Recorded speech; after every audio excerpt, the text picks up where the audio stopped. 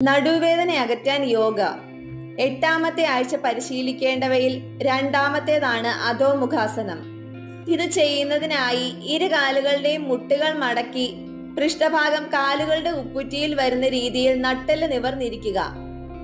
സാവധാനം ശ്വാസം ഉള്ളിലേക്ക് എടുക്കുന്നതോടൊപ്പം ഇരു കൈകളും നേരെ മുകളിലേക്ക് ഉയർത്തിക്കൊണ്ടുവരികയും ശ്വാസം പുറത്തേക്ക് വിട്ടുകൊണ്ട് ഇരു കൈകളും ശരീരവും മുന്നോട്ട് കൊണ്ടുവരികയും കൈപ്പത്തികൾ തറയിൽ പതിച്ചു വെക്കുകയും ചെയ്യുക.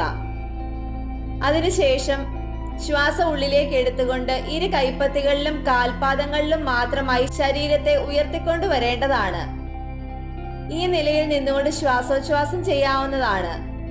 എത്രത്തോളം സമയം ഈ നിലയിൽ തുടരാൻ സാധിക്കുന്നുവോ അത്രത്തോളം സമയം തുടരുക.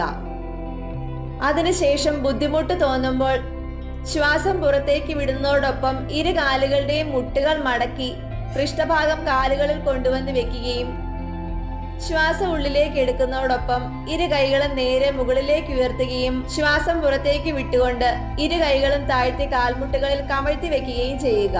ഇതേ രീതിയിൽ 1-2 തവണ കൂടി ആവർത്തിക്കാവുന്നതാണ്.